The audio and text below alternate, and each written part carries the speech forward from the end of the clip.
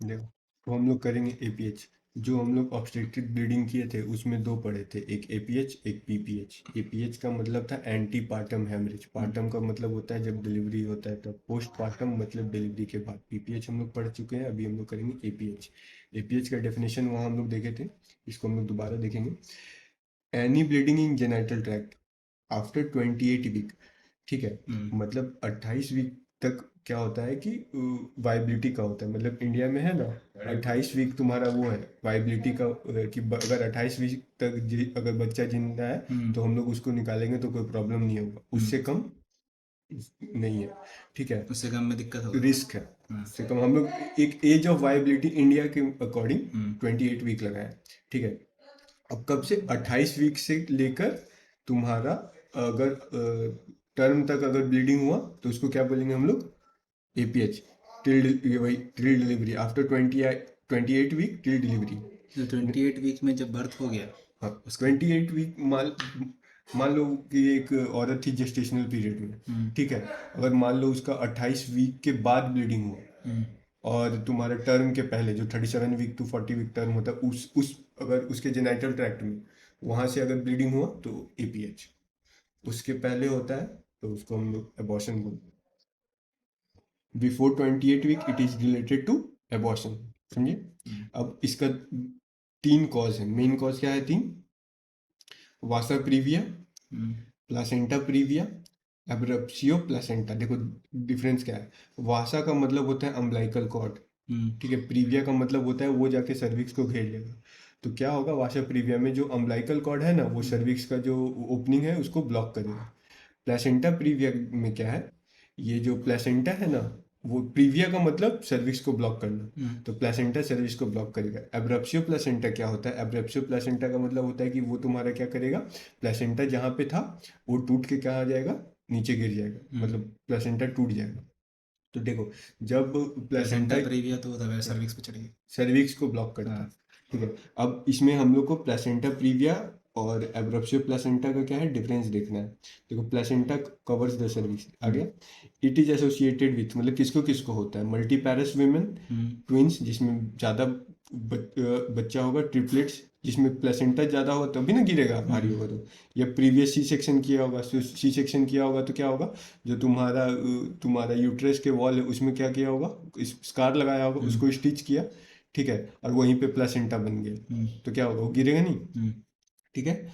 Myomectomy before 28 week, मतलब fibroid निकालने का जो सर्जरी है वो किया 28 वीक में और उसमें कुछ डैमेज हुआ और फिर वहां से क्या हो गया, तुम्हारा प्लेसेंटा नीचे गिर गया, मिला जुला के प्लेसेंटा के वॉल में डैमेज हुआ। अब इसमें इसका भी क्लासिफिकेशन है, इसका है प्लेसेंटा प्रीविया का क्लासिफिकेशन में, एक प्लेसेंटा प्रीविया जो क्लासिक रहता है उसका दो होता है, एक पार्टली कवरिंग, कंप्लीटली कवरिंग, ठीक है।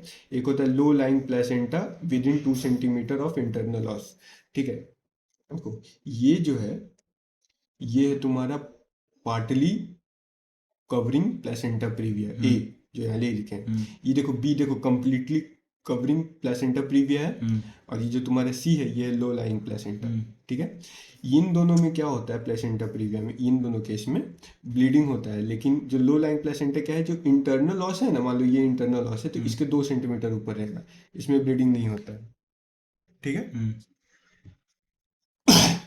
प्रेजेंटेशन, प्रेजेंटेशन कैसे होगा, देखो जैसे प्लासेंटा जहाँ लगा, जैसे मान लो ये यूट्रस था, नीचे था लोअर सेगमेंट, ऊपर था अपर सेगमेंट। अब क्या होगा, जैसे जैसे बच्चा बड़ा होगा वैसे वैसे यूट्रस बड़ा होगा, तो प्लासेंटा भी धीरे धीरे क्या होगा, ऊपर जाएगा। तो प्लासेंटा कहाँ पे रहना चाहिए, अपर सेगमेंट पे।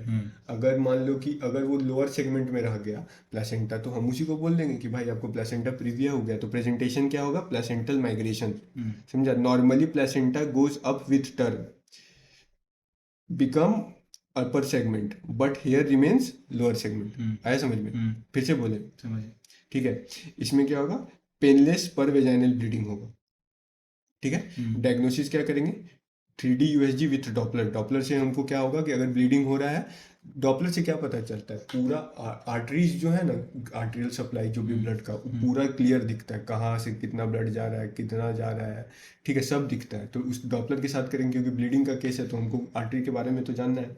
मैनेजमेंट क्या करेंगे, अगर 37 टू 42 वीक में हुआ या फिर 32 वीक में हुआ, मतलब कौन से वीक में होता है उस पर डिपेंड करता है। जैसे 28 के बाद होना, 28 के बाद तो कभी भी हो सकता है। 37 टू 42 वीक मतलब अब बच्चा पैदा ले सकता है, क्योंकि टर्म तो 37 टू 42 ही रहता है। तो ठीक है, तो अगर मान लो ब्लीडिंग हुआ तो हम लोग पर वेजाइनल नहीं एग्जामिनेशन नहीं करेंगे, क्योंकि अगर ब्लीडिंग हो रहा है पर वेजाइनल एग्जामिनेशन करेंगे तो क्या हो जाएगा, और ब्लीडिंग ज़्यादा हो जाएगा।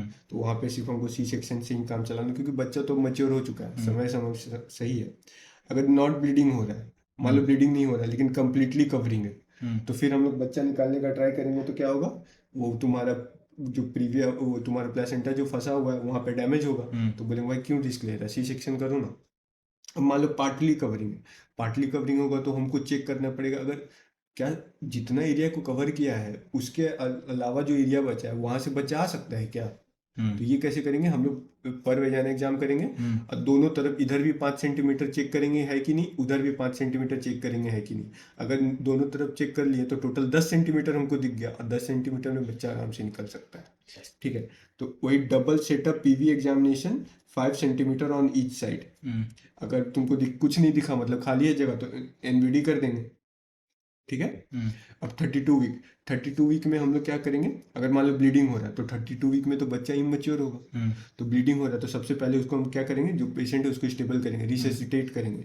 उसके बाद बोलेंगे उसको वार्ड में रेस्ट करवाएंगे और स्टेरॉइड्स देंगे। स्टेरॉइड्स क्यों देंगे, लंग्स के मैच्योरिटी के लिए। अगर स्टेरॉइड्स के बाद ब्लीडिंग स्टॉप हो गया तो बोलेंगे भाई कम से कम मैच्योर, जब ब्लीडिंग नहीं हो रहा है तो हम अभी क्यों बच्चा को निकाल के रिस्क लें। तो उसके बाद हम लोग कंटिन्यू करेंगे प्रेगनेंसी। अगर ब्लीडिंग नहीं स्टॉप हुआ तो बोलेंगे भाई खून नहीं रुक रहा है तो तुरंत सी सेक्शन करो।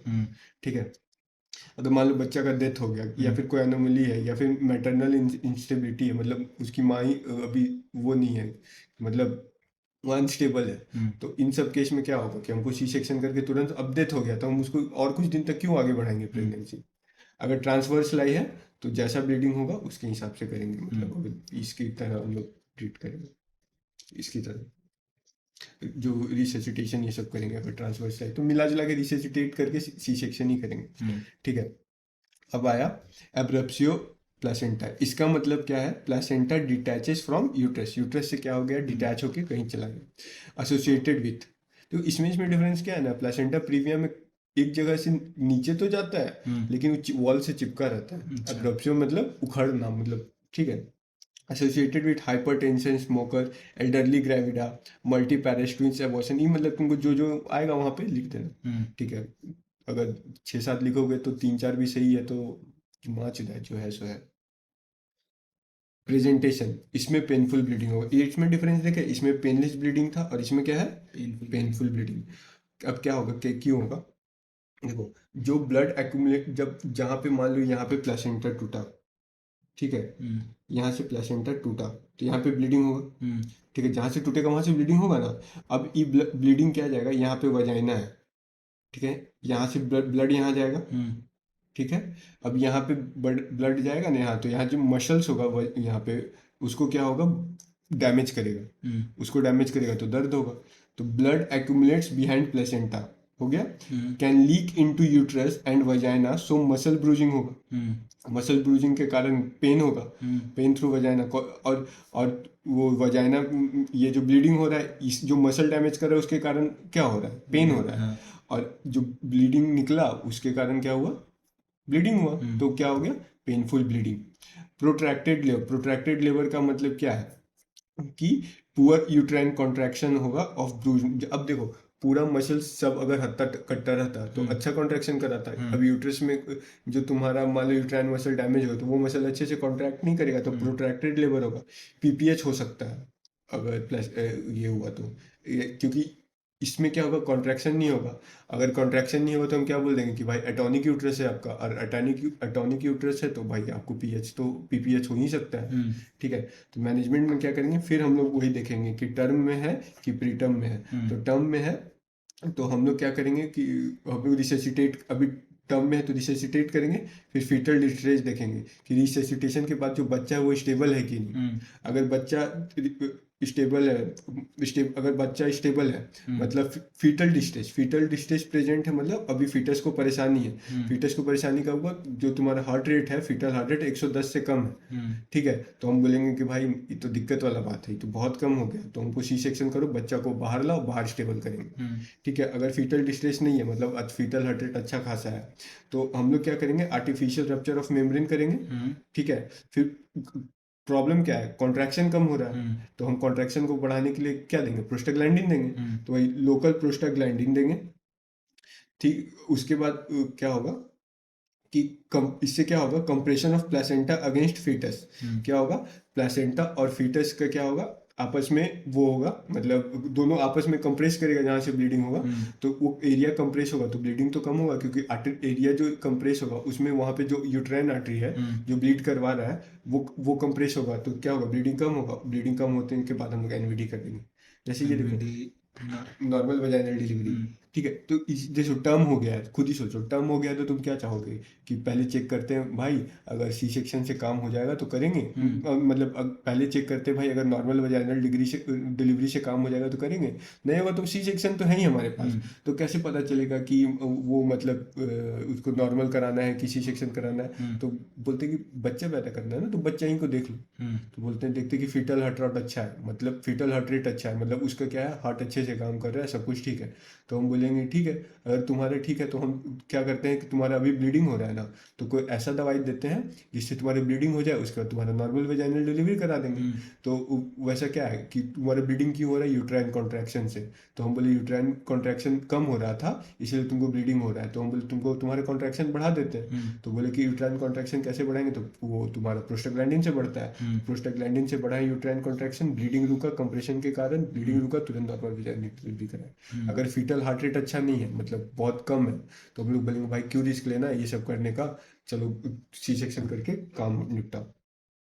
अब हम क्या करेंगे, अगर ब्लीडिंग हो रहा है 32 वीक में, ठीक है, मतलब प्री टर्म है, तो हम लोग पहले तो स्टेबल करेंगे, कुछ कोई भी बात हो पहले स्टेबल, फिर स्टेरॉइड देंगे मदर को, क्योंकि 32 वीक है, प्री टर्म है, उसका लंग मैच्योर नहीं होगा, तो उसका रेस्ट करवाएंगे। फिर क्या कराएंगे, वो देंगे तुम्हारा आर्टिफिशियल रप्चर ऑफ मेम्ब्रेन करेंगे, और ऑक्सीटोसिन देंगे। ऑक्सीटोसिन क्या करेगा, तुम्हारा कॉन्ट्रैक्शन यूट्रस का बढ़ाएगा, ठीक है, एंड डिलीवर द बेबी, ठीक है। कैसे, एनवीडी से करेंगे, नॉर्मल वेजाइनल डिलीवरी से उसको क्या कर देंगे, टोकोलाइसिस नहीं देंगे। टोकोलाइसिस क्या करता है ना तुम्हारा, टोकोलाइसिस कॉन्ट्रैक्शन को और कम करता है, तो एक तो पहले से कॉन्ट्रैक्शन कम हो रहा है, ठीक है, एटोनिसिटी हो चुका है तुम्हारा प्रोट्रैक्टेड लेबर के कारण, ठीक है, तो और कॉन्ट्रैक्शन कम करने में तो दिक्कत हो जाएगा ना, तो कॉन्ट्रैक्शन अगर मान लो कम हो जाएगा तो ब्लड क्लॉट हो जाएगा, तो no tocolysis as it causes blood clot, दस डीआईसी एंड डेथ। डीआईसी होता है डिसेमिनेटेड इंट्राइपिथेलियल कोआगुलोपैथी, तो ये हो जाएगा, इसीलिए हम लोग इसमें क्या करते हैं कि टोकोलाइसिस नहीं देते हैं। समझ आया, ठीक, खत्म, पीपीएच खत्म, कॉम्प्लिकेशन नहीं है उसका।